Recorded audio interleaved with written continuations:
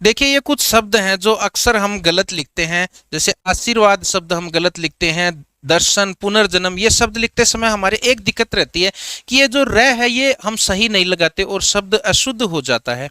तो एक्चुअल में क्या होता है, ये जो ऊपर जो इस तरह से रे लगता है ना, इसको बोलते हैं रेफ, इसको रेफ बोलते हैं, और ये रेफ हमारी अशुद्धि करवा देता है। तो अब मैं आपको एक तरीका बताता हूं जिससे इस तरह के शब्द कभी भी आपके गलत नहीं होंगे। क्या करना है, देखो जैसे ये शब्द है आशीर्वाद, हमें बोलना तो आता है आशीर्वाद, लेकिन हम लिख नहीं पाते। तो बोलना आता है तो आप क्या करो, बोलो आशीर्वाद। तो बोलो आशीर्वाद, इसको स्लो मोशन में देखो, ऐसे बोलो आशीर्वाद, ऐसे लिख लो आशीर्वाद, और रे को आधा कर दो। अब जहां पर भी ये रे ठहर रहा है ना, उससे आगे वाले वर्ण पे रेफ लगा दो। बस क्या तरीका होगा कि भाई आपने लिख लिया, आपको बोलना आ रहा है आशीर्वाद, तो आशीर्वाद।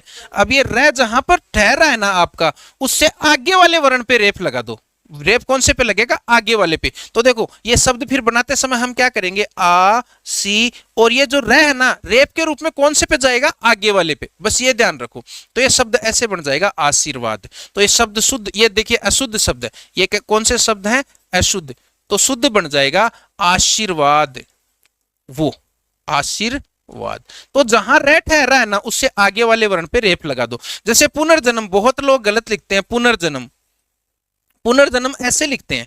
अब हम क्या करेंगे, ये शब्द गलत है।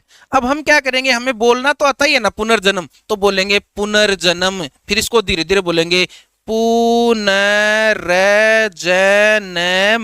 हमने लिख दिया।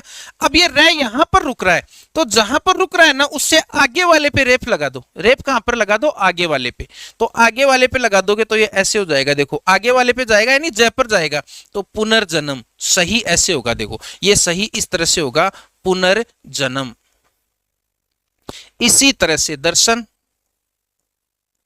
और इसी तरह से हो जाएगा नर्मदा, ये सही है। अब चलो मैं एक शब्द दे देता हूं, समर्थ को आप सही लिखना। ये समर्थ है, ये अशुद्ध है, इसको आप शुद्ध लिखें। ठीक है, थैंक यू।